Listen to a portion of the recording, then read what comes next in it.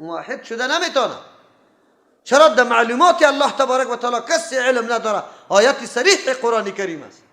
این جدا گپ است که تو خود تسلی داده بری. به تسلی ها نمیشه. در کتاب الله بشی صراحتا قطعت سخن میگه، برات میگه که اینی طور گپ است. بعد از او باز خود آشنا کو که من مؤمن واقعی هستم یا نیستم. دعوا هر کس میکنه میگه من مؤمن هستم، که قرآن تایید بکنه که واقعا تو عقیده صحیح داری یا نه. وسع کرسیو، عالی وسعت قدرت الله است. وسع کرسیو، فرا گرفته کرسی الله تبارک و تعالی السماوات آسمان ها را و الارض زمین. کرسی الله مخلوق عظیم است، احاطه کرده آسمان و زمین. در حدیث می آسمان و زمین در مقابل کرسی الله به مثل حلقه انگشتری که در یک دشت کی باشه؟ بیابان باشه. امی قدر حیثیت دار، امی قدر حیثیت کرسی الله. ولا یعود حفظهما. باز از کرسی کدام بزرگ کیست؟ عرش است. عرش الله تبارک و تعالی، کرسی در مقابل عرش به منزله حلقه انگشتری در مقابل کیست؟ یک دشت و بیابان است. معلوم شد که الله فوق است. الله سر کل مخلوقات بلند و بالاست و عظیم است. کرسی سر آسمان ها و زمین بزرگ و بلند است و عرش سر کی؟ کرسی. الله سر کی؟ سر عرش. از خاطر الله میگه ولا یعود حفظهما. این سیارات و این نظام قدرت بزرگه که تو ما گفتیم که کرسی است، عرش است، همچنان آسمان ها و زمین است. کل شی حفاظت و نگهبانیش کی میکنه؟ کی میکنه؟ ولا یعود، مانده نمیشه، دگرانی نمی افغانه الله را حفظهما، نگهداری امی چی؟ آسمان و زمین. و هو العلی العظیم. الله بلند است، خیلی بزرگ است به اعتبار ذات خود. ذات الله خیلی بزرگ است. ما احاطه کده میتونه نظری ما؟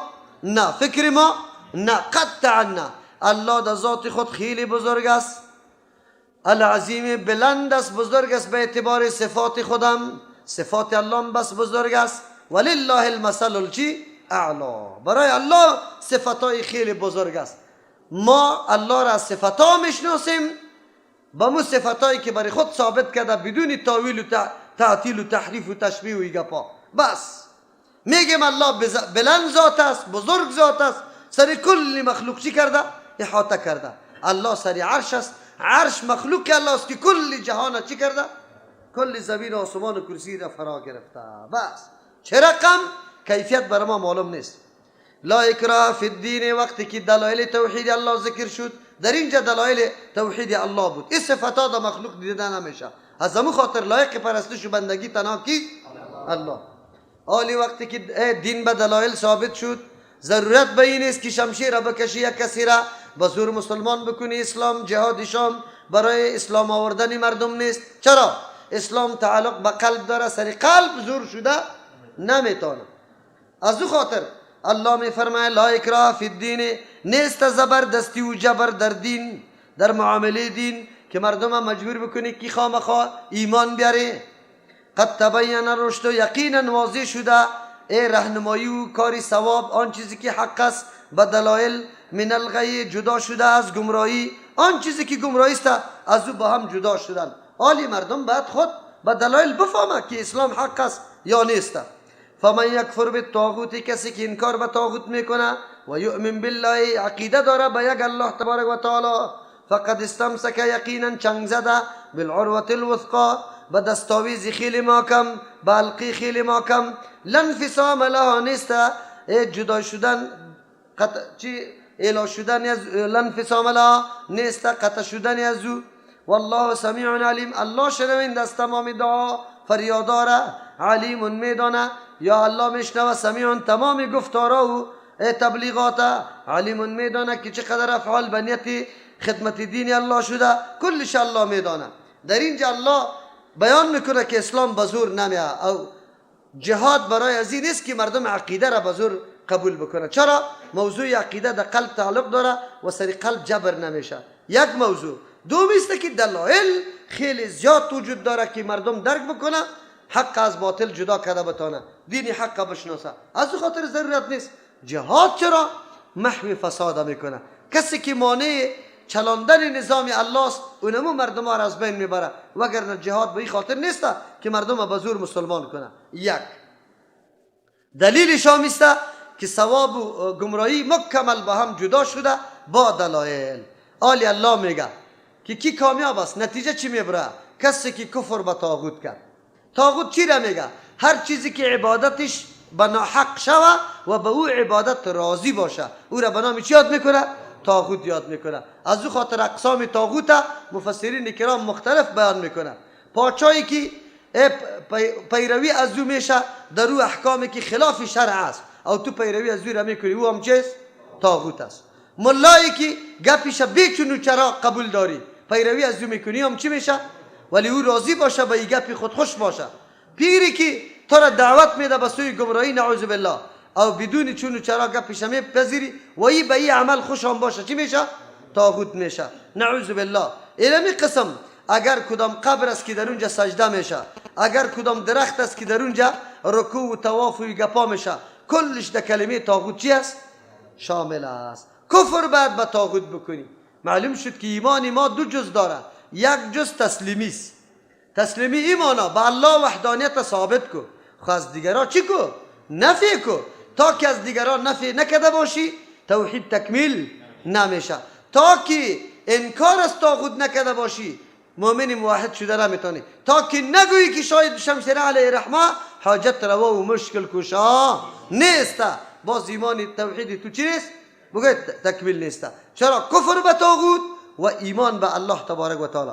حالی نتیجه چی میشه؟ فقط استمسک، کسی که کفر به طاغوت کرد ایمان به یک الله آورد، یقینا که چنگ زده بالعروة الوثقی، به دستاویز خیلی محکم، به حلقه خیلی محکم. عروة الوثقی چیست؟ مفسرین کرام کسی قرآن گفته، کسی اسلام گفته، کسی کلمه شهادت لا اله الا الله را گفته، کلمه توحید، او کسی میگه که مراد از عروة الوثقی اونمو تمام احکام الله عمل کردن میگه. لیکن فرق نمیکنه، هر کدامش که بگیری عروه وثقاست، یعنی حلقه محکم است. قرآن بر ما بیان میکنه که چنگ بزنی به کتاب الله. چرا؟ این حلقه محکم است. او خوب محکم بگیره. این حلقه قطع شدنی خو اله شدنی است. اگر تو اله کنی میشه. قرآن که تو اله کردی خو این اله شد، لیکن قطع شدنی نیست. اگر با قرآن رابطه پیدا کردی دیگه هم جذب میکنه تا، دیگه هم جذب میکنه تا، دیگه هم مزایای قرآن درک میکنی که قرآن کدام کتاب است، دیگه هم تو را کشف میکنه، میرسانه در مصرحات. معلوم شد که توحید دو جز داشت، تا کفر به طاغوت و ایمان به الله. اونو وقت تو به دستاویز محکم چنگ انداختی. لانفصام لها، که نیست جدایی برای از او، یعنی قطع شدن. والله سمیع علیم. الله ولی الذین آمنوا، بله دعوتگرار الله علی جا بیان میکنه. او به طرف چی دعوت میده؟ چی علامات و صفات از یاسته؟ دعوت دو قسم است. قرآن برای ما دو را نشان میده. یکی دعوت الله است، دعوت الله توسط کتابش قرآن و توسط پیغمبرش محمد رسول الله صلی الله علیه و سلم. عالمگیر و فراگیر است، کلگیر دعوت میده به در این نظام الله خدا شامل بکنه. لیکن دعوت دیگه از شیطان است. الله تو را دعوت میده به سوی روشنی علم توحید، روشنی زندگی، لیکن شیطان تو را میکشانه طرفی چی؟ تاریکی های ظلمت، بدعت، شرک و بدبختی در او طرف تو را میکشانه. کدام طرف آدم بگیره؟ ما دعوت ها را میبینیم. یکی از علامات بدبختی مردم چیست؟ مبتدع همیست که هیچ وقت عظمت و بزرگی الله را برد نمیگه که الله خیلی بزرگ است. چی میگه؟ فلانی زیارت اینقدر بزرگ است، فلانی خودیده، فلانی زیارت اینطور است، فلانی اینطور است، فلانی ولی اوه اینجا سری دیوال سوار میشه. چو میکرد؟ ها این در کجا میرفت؟ در مکه نماز میخواد. اینقدر دیوالی درازه میبرد، این بدبخت هم یک نفر خودش سوار میرفت، 100 نفر دیگر خود میبرد که اونجا خود یک نمازش یک لک نماز میشد. او این بدبخت ولی چی رقم ظالم ولی بوده که باقی مردم انگوریش دزدا میبرد دیوالیش بگوی ولی این در مکه برده بود. دیوالی خانهش اگر بوده ایره چیسته به عزت کرده، به حجاب کرده او را. عجیب است. ایره حکایات نمی گپاست. عظمت الله را در قلبت ننشانه. که تو الله را عظمتش بشناسی. بس مخلوق مخلوق مخلوق، این نشانه است، این نشانه حق و باطل باید بشناسی. قرآن کریم برای ما میگه چی میگه؟ الله ولی الذین، الله دوستی او کسانی است آمنو که ایمان آورده به الله تبارک و تعالی، ایمان قرآنی. یخرجهم میکشه الله تبارک و تعالی بر روشنی همی ایمان، عقیده توحید در قلبش تابیده، آل شعاعش بیرون شده میره، در دستش نمایان میشه، در چشمش، در گوشش، در زبانش، در قلبش، در پایش، در همه چیز. کاری شرک نمیکنه، دیدی شرک نمیکنه، گپای شرکی را نمیشنوه. چرا؟ نور ایمان در قلبش تابیده. الله میگه میکشه ای آدم امین از ظلمات، از تاریکی کفر، از تاریکی شرک، از تاریکی بدعت، از تاریکی اعراض، از تاریکی شک و شبهه، از تاریکی جهالت، الان نور بسوی روشنی ایمان، بسوی روشنی علم، بسوی روشنی یقین مکمل دیگه. موضوعیت بالکل بی غبار میشه، تردد باقی نمیمانه. حالی ما و شما در کدام طرف روان هستیم؟ با اساس دلیل قدم میمانیم یا نه؟ عملی که انجام میدیم با اساس دلیل است، مطمئن انجام میدیم. اینطور نمیگیم که یاران است یا نیست، است یا نیست نمیگیم. چرا؟ گپ از قرآن و حدیث میگیریم، او گپ که از قرآن و حدیث گرفته شود باز شک و شبهه داره؟ باز غلط بودن داره؟ نداره. باز دیگه چون و چرا نداره. بگی دیگه والذین کفروا اولیاءهم، کسانی که انکار میکنه از نظام الله، عقیده توحید الله را نمیپذیره، اولیاءهم دوستای از یاد طاغوت و طاغوت است. طاغوت خامو کسایی هستند که بغیر الله پرستششان شوه، مردم برش سجده ویگه پا بکنه خوش باشه. یخرجونهم میکشه و مردم را من النور، از روشنی، الی الظلمات، بسوی مختلف تاریکی ها میکشه. از روشنی ایمان یک الله را پرستش ازی میکشه، برش میگه تو در ترجمه شریک شده ای، تو را باید دوره زده شوه که پاک شوی. پیرا پیدا میشه که مریدای خود دوره زده، چرا دوره میزنه؟ میگه پاک شوه. باز بعد از او بسته میکنه چند شو، 40-50 شو بسته میکنه، میگه به خاطری که امو فکر را از پیشی چی شوه؟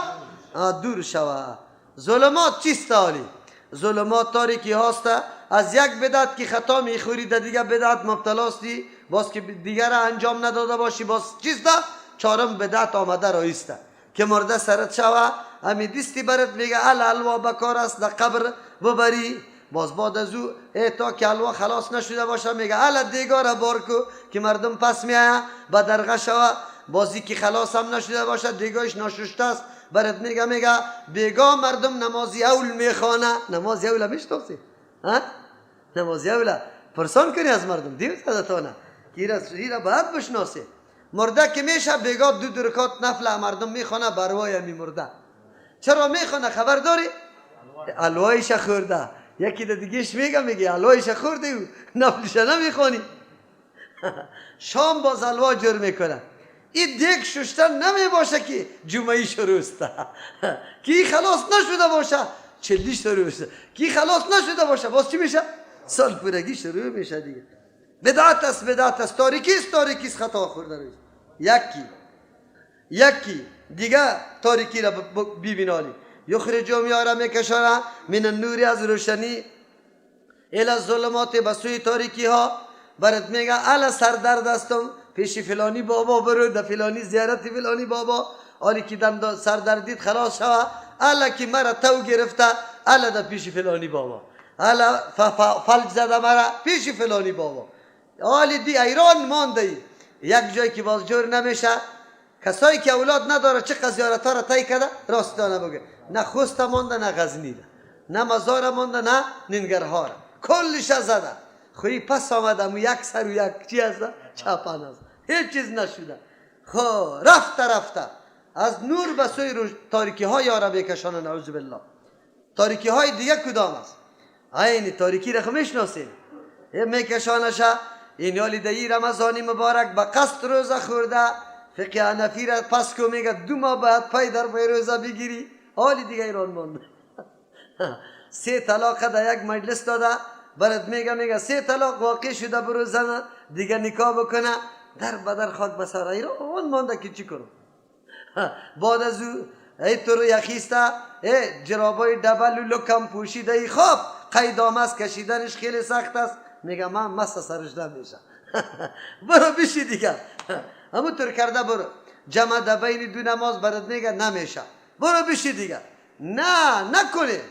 دین الله تبارک و تعالی چقدر روشنی ها داره. یقینا در حدیث که داخل شوی بعد از میفهمی که پیغمبر صلی الله علیه و سلم چقدر سهولت را سری امت آورده و یقینا حکمت های بزرگ دو می باشه. یقدر حکمت بزرگ می باشه که هیچ پرسان نکن. شما که بیای موتر استارت میکنه، موتر در کجا را بندیسته در سروبی نماز شام خوانده ابوجا خودتر وضو داری، ملا امام هم هسته همونجا جماعت خفتن هم بکنی، سفر است.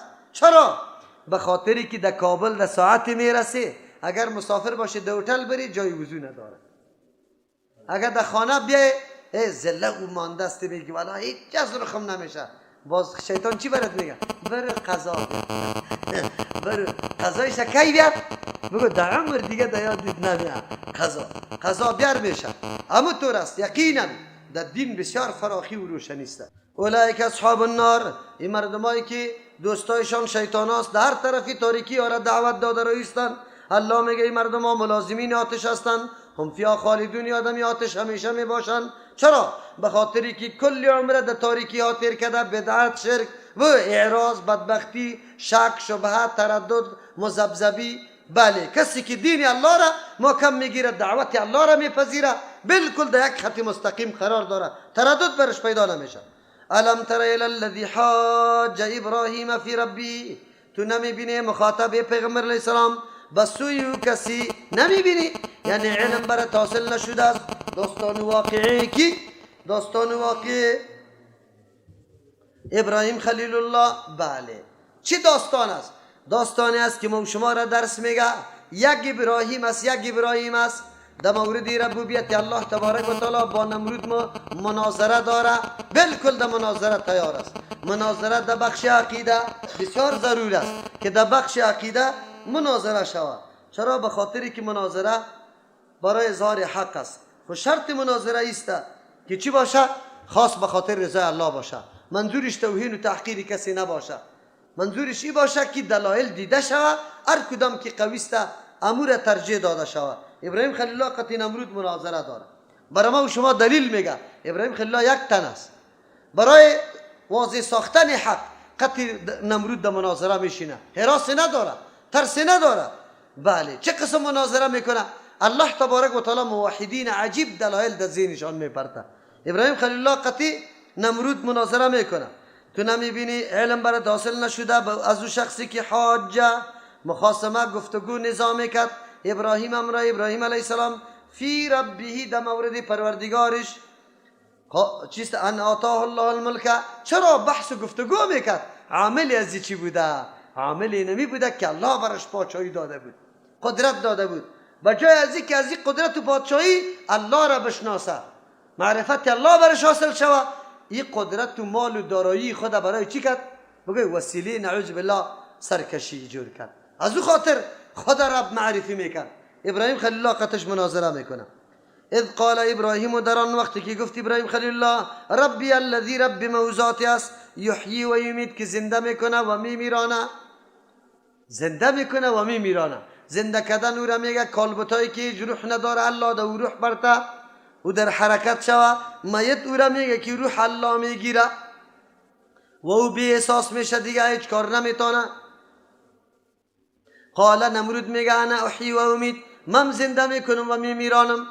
تو که ربی تا این صفت بیان میکنی، در این صفت خب من شریک هستم، این صفت به من ثابت است. چه رقم؟ من زنده میکنم و میمیرانم. قرآن اینجا گنگ مانده مسئله را. چرا او دو نفر بندی را اعلا کرد، آورد یکیش قتل کرد، امر کرد که کشته شوه، دیگهش آزاد کرد. ابراهیم خلیل الله دید که بسیار غبی انسان است، تا حالی را مانای زنده کردن و مرده کردن نمیفهمه. این بجای از اینکه عین زنده کردن و مرده کردن بفهمه، اسباب زندگی و مرگ ای چی میگه؟ زنده کردن و مرده کردن. یکی سببی مرگ و زندگی است، یکی خودی مرگ و زندگی است. این بیچاره طولی را خودی مرگ و زندگی را نمیفهمه. از بندیخانه آزاد کردن، یکی را امر کردن، قتل کردن، این عین مرگ و زندگی است یا سببیش است؟ سببیش است. الله سبب مرگ کار ده، سبب مرگ مرمی را مقرر کرد، سبب مرگ غرق شدن آب، سبب مرگ بگوی اپندکس است. سبب مرگ چی است؟ سوختاندن. این اسباب مرگ است. خود مرگ گرفتن این کاری کیست؟ حیات دادن کاری کیست؟ این بیچاره نفهمید. مفسرین کرام میفرمه که نمرود غبی بود. ابراهیم خلیل الله عالی قطعی غبی عالی جنجال نکو، در این طور نقطه ببرشه که دیگه خود شور خورده نتانه. چقدر بخش مناظره را بر ما نشان میده. یک آدم در اول موضوع قطعی تو قناعت نمیکنه که هر قدر فشاری میکنی آخر دو میزنه دشنا میده بر. نه، او دلیل که قبول نکرد پشتی سر بیا دیگه دلیل برش بگو. او را که قبول نکرد دیگه در نقطه استاد کو که او خود دیگه شور خورده. اینی را مردم میگه بحث، طرز بحثی نمیتوریسته. یارا در اول چی بگو؟ خب بیادرم تو مقلد هستی؟ بله. خیلی خوب، من قطعی تو قبول دارم. بسیار خوب. خب مقلدی کیستی؟ باز برات میگه که مقلد امام ابو حنیفه رحمت الله علیه. خب بسیار خوب، تنها عزیزتی یا نه دیگه کسام مقلد دیگه کسام هستی؟ نه نه نه من تنها عزیزم. خیلی خوب، الله برات اجر بده که تنها عزیزتی. بسیار خوب. خب تو که مقلد امام صاحب هستی دستری چی کدام موضوع نزاع داریم؟ دست زیر بسته کنیم یا بالا بسته کنیم؟ آمین نبزور بگیم. خیلی خوب، تو بیار یک قول امام ابو حنیفه رحمت الله علیه را که امام صاحب گفته که دست زیر بسته کنیم. قولش خب ما معلوم نیست. اون امام محمد صاحب در کتاب ذکر کرده. ولی تو خودت گفتی که تقلید تنها از امام صاحب میکنم، اولی تقلید از امام محمد میکنی. ها چرا؟ در سرحد برسان که خود دیگه شور خورده نتانه بفهمه که من کیستم. ابراهیم خلیل الله میتونه کارا میکنه. چی برش میگالی؟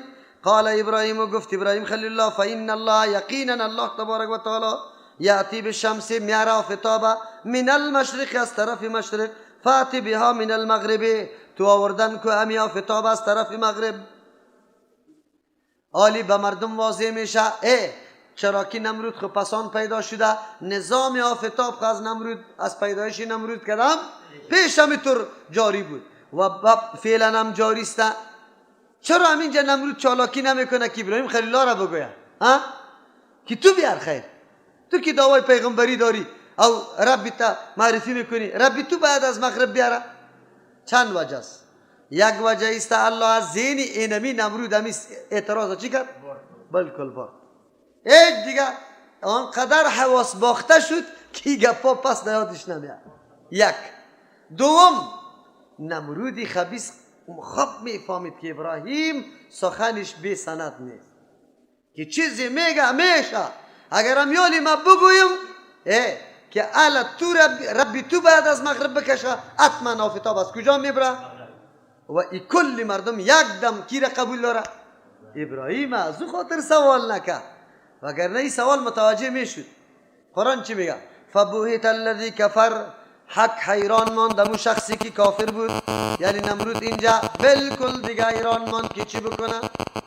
نمرود که نمرود از مناظره را میپذیره. نمرود مناظره را چی میکنه؟ میپذیره. حیران مانده، دستی نخیسته چوبه نگرفته که من ابراهیم علت میکنم، ماندنیش نیستم. اب نه به مردم همینطور گفته که مردم بخیزیده مقابلش، تا که گپ در کجا نرسیده که بتای از یار میدان نکده. تا که بتا میدان نشده نمرود سر ابراهیم تعرض نکرده. خب ملای ما در سر منبر به مقتدی خود چی توصیه میکنه؟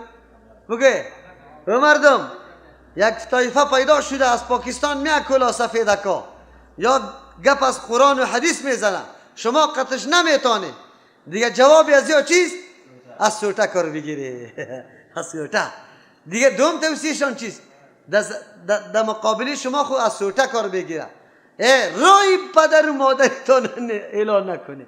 کدام عقیده که بی تان داشت اما عقیده را شما باید داشته باش. میگه نمیگه؟ خب قرآن چی میگه؟ والله لا یهدی القوم الظالمین. این قاعده عمومی است، تنها برای ابراهیم خلیل الله نیست و حیران بودن نمرود هم نیست.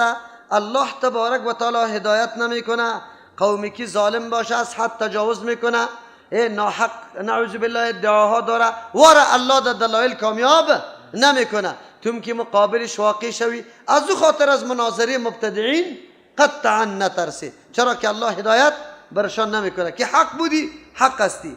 آلی یا آوازا را پخش کرده و اعلانا را که اهل ورقا را که یا قطما در مناظره نمیشینه. چرا این گپا را چرا پخش کرده بود؟ که ما را مصروف کنه ترجمه قرآن بمانه در رمضان مبارک. ما قدر هوشیار هستیم الحمدلله. مناظره خیطور نیست که الکی ما بشینیم. مناظره شرط و شرایط داره. کدام جناب ضمانت میکنه مناظره را؟ همو جناب قطما ضمانت کنه یک شرطی ما که هر کس مغلوب شد جانب مسلک دیگر را چی کنه؟ قبول کنه بپذیره. بینمی شرط ما مناظره میکنه. هر کس کی را ضمانت میکنه ما قطعش مناظره میکنیم. خب او کالذی مر علی قریة سبحان ربک رب العزة عما یصفون وسلام علی المرسلین والحمد لله رب العالمین. درسی که